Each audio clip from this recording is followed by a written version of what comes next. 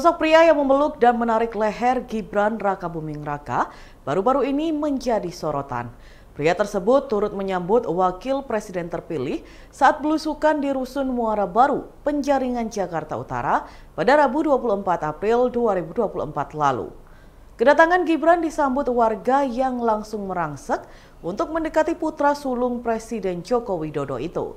Namun tiba-tiba leher Gibran ditarik oleh seorang pria. Tidak hanya itu saja, pria tersebut juga berusaha memeluk Gibran meskipun langsung ditarik mundur oleh ajudan dan pasukan pengamanan presiden atau Pas Pampres yang mengawal Gibran. Lantas siapakah sosok pria yang menarik leher Gibran? Pria itu diduga merupakan warga Rusun Muara Baru. Ia juga disebut sebagai pendukung Prabowo dan Gibran. Hal ini terlihat dari jaket biru dan putih yang dikenakannya. Terlihat pula ada nomor 02 dan gambar Gibran di bagian jaket tersebut. Sementara di bagian belakang tampak jelas gambar Prabowo Subianto dan Gibran. Saat diamankan ajudan Gibran, si pria mengaku ingin melihat Gibran dari dekat. Pria itu enggan memberikan komentar lebih lanjut mengenai alasannya memeluk dan menarik leher Gibran. Ia pun segera meninggalkan awak media sambil melepas jaket bergambar Gibran yang dipakainya. Sesaat setelah disiagakan oleh Panglima Houthi, pasukan dari Yaman tersebut langsung meluncurkan serangan bertubi-tubi di Laut Merah. Houthi meluncurkan sejumlah rudal anti kapal dalam waktu nyaris bersamaan. Houthi mengklaim serangan tersebut menghantam kapal perang AS Maersk Yorktown dan kapal Israel MSC Veracruz. Dilansir dari Al-Mayadin, hal itu telah dikonfirmasi oleh juru bicara Houthi, Brigadir Jenderal Yahya Sari, pada Selasa 23 April 2024. Menurut Yahya Sari, Houthi menembakkan beberapa rudal ke Laut Merah, Teluk Aden, dan Samudra Hindia. Dalam operasinya, Houthi mengaku menargetkan kapal-kapal yang terafiliasi dengan Israel dan kapal perang Amerika Serikat. Houthi pun menekankan bahwa serangan itu tepat sasaran. Akibatnya, kapal berbendera Amerika dan kapal Israel meledak secara berturut-turut. Menurut situs pelacakan maritim, seusai diserang Houthi, posisi terakhir kapal perang AS itu terombang-ambing di Laut Arab. Sementara kapal Israel yang diserang Houthi itu terdeteksi di rute Tanjung Harapan. Namun hingga saat ini belum diketahui nasib dari kedua awak kapal tersebut. Pasangan Ganjar Pranowo dan Mahfud MD sama-sama tak hadir dalam penetapan Prabowo Gibran sebagai pemenang Pilpres 2024 di KPU. Namun ada perbedaan terkait alasan ketidakhadiran Ganjar dan Mahfud. Ganjar bersantai berada di Yogyakarta, sementara Mahfud mengaku menyesal. Dikutip dari tribunnews.com, Ganjar memilih berolahraga sepeda berkeliling rumahnya pada Rabu 24 April 2024 sekitar pukul 8.20 pagi waktu Indonesia Barat. Ganjar berseloroh sedang melakukan lari pagi saat ditanya oleh para wartawan.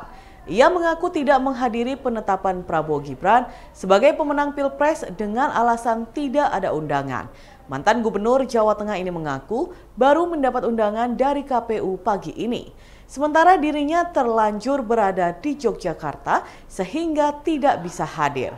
Berbeda dengan Mahfud MD yang mengunggah video khusus ke Instagramnya pada Rabu 24 April.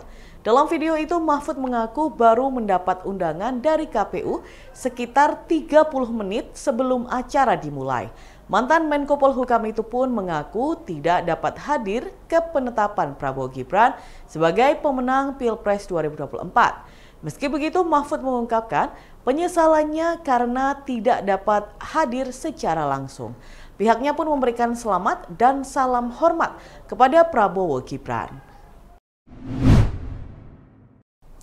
Dalam sepekan terakhir, awan berwarna pekat hingga kemunculan angin puting beliung di tengah laut mewarnai kondisi cuaca buruk yang menghantui sejumlah nelayan di Kelurahan Pangeranan, Kota Bangkalan. Tanpa berpikir panjang, para nelayan yang berada di tengah laut terpaksa memutar balik ke arah kemudi ke tepian pesisir.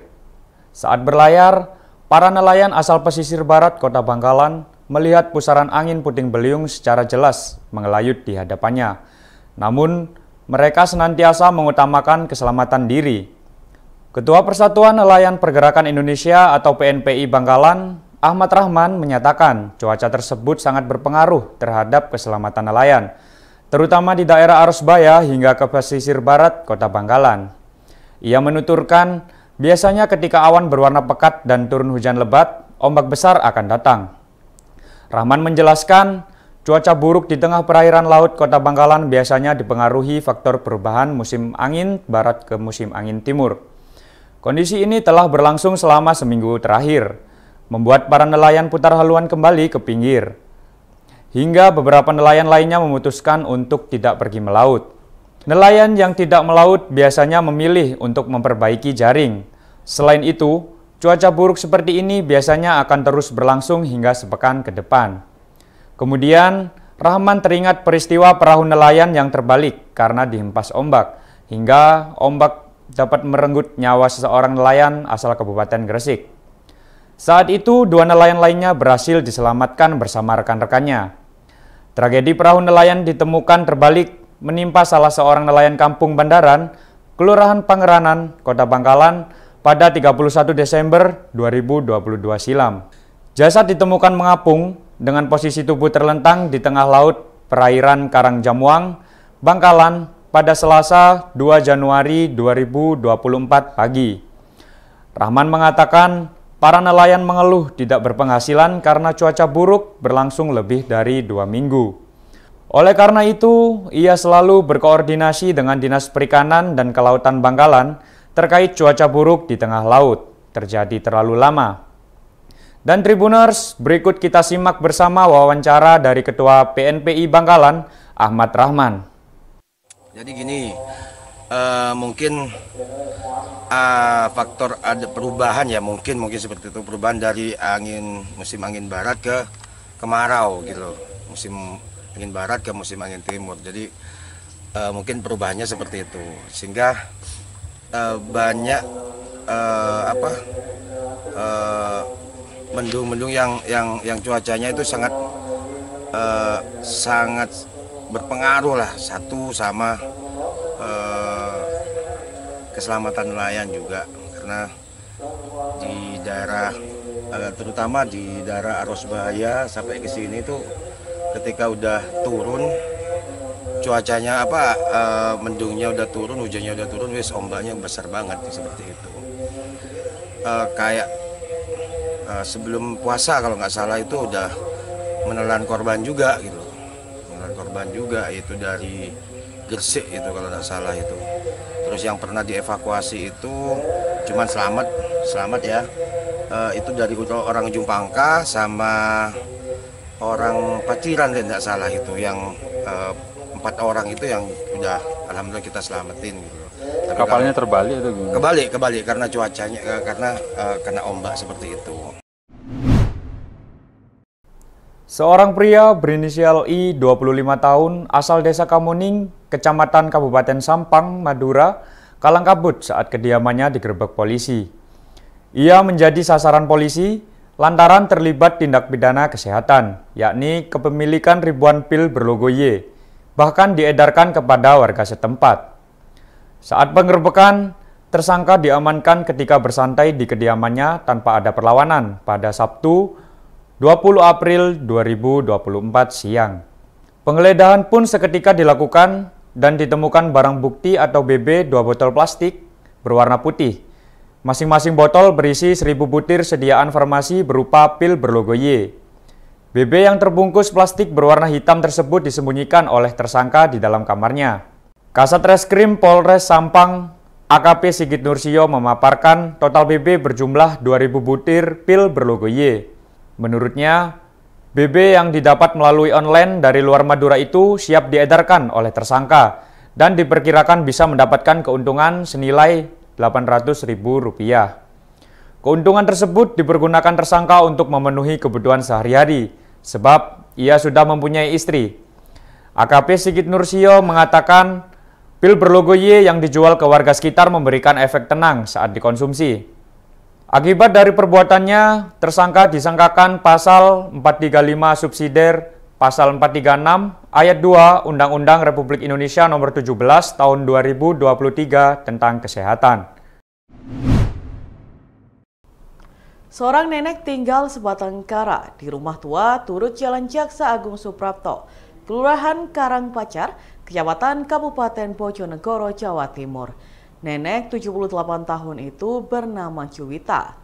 Dalam kesehariannya, nenek yang berdarah Tionghoa ini hanya ditemani oleh seekor anjing peliharaannya. Karena usianya yang telah senja dan tak lagi bekerja, Juwita mendapat sentuhan kasih dari para tetangga. Orang-orang sekitar rumahnya rutin menghampirinya setiap hari, sekaligus memberinya makan. Salah satu tetangganya adalah Friendy Mohan. Setiap hari, Friendy rutin menilik dan memberi Juwita makan. Pada Rabu 24 April 2024 pagi, Friendy Mohan hendak melakukan rutinitas tersebut. Namun ketika ia sampai di depan pagar rumah Juwita dan memanggil sang nenek, tidak ada sahutan dari dalam. Setelah beberapa kali memanggil dan tidak ada jawaban, Friendy Mohan akhirnya mengurungkan niat. Friendy menduga nenek Juwita sedang tidak berada di rumah. Pasalnya, nenek Juwita memang masih bisa bepergian di seputaran lingkungan setempat dengan sepeda kayu. Siang harinya, Friendy kembali ke rumah nenek Juwita untuk mengantar makan siang. Hal serupa pun terjadi. Tidak ada sautan dari sang nenek. Friendy baru menyadari adanya keganjilan, yakni lampu teras rumah nenek Juwita masih menyala dan pintu pagarnya masih terkunci. Ia pun segera menghubungi keponakan nenek Juwita, Mary, untuk menanyakan keberadaan sang nenek. Namun Mary tidak tahu menahu mengenai hal tersebut. Friendy akhirnya menghubungi ketua RT setempat. Laporan itu kemudian diteruskan ketua RT ke Lurah Karangpacar serta Polsek Bojonegoro Kota. Berikutnya, Friendy Mohan, ketua RT, Lurah Karangpacar, dan personel Polsek Bojonegoro Kota membredel kunci pagar rumah nenek Juwita. Dari celah jendela mereka melihat nenek Juwita telungkup di lantai kamar. Di sisinya ada anjing peliharaan nenek Juwita. Setelah berhasil membuka paksa pintu rumah, anjing peliharaan nenek Juwita langsung menyalak dan menyerang mereka. Dinas Pemadam Kebakaran dan Penyelamatan Bojonegoro pun langsung dihubungi untuk menghadapi anjing tersebut. Kemudian personel pun langsung mengevakuasi jasad nenek Juwita dan membawanya ke rumah sakit RSUD Dr. Sosodoro Jatikusumo Bojonegoro. Jasad nenek Juwita diidentifikasi secara medis, dipulasarakan, lalu diserahkan ke kerabatnya untuk dikebumikan. Kapolsek Bojonegoro Kota, Kompol Mukodam, membenarkan kronologi kisah nenek Juwita ini. Adapun hasil identifikasi medis menyatakan nenek Juwita meninggal dunia pada hari itu juga. Terkait penyebabnya, Kompol Mukodam mengatakan diduga kuat akibat sakit lambung. Pasalnya saat olah TKP juga ditemukan beberapa jenis obat untuk penyakit tersebut.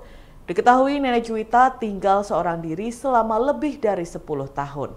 Suaminya telah lama meninggal dunia dan dalam pernikahan mereka tidak dikaruniai anak. Pilunya, anjing yang menemani jasad nenek Juwita juga ikut mati. Tidak diketahui secara pasti penyebabnya, namun diduga anjing yang telah lama hidup bersama nenek Juwita tersebut stres karena sedih ditinggal sang nenek yang pergi untuk selama-lamanya.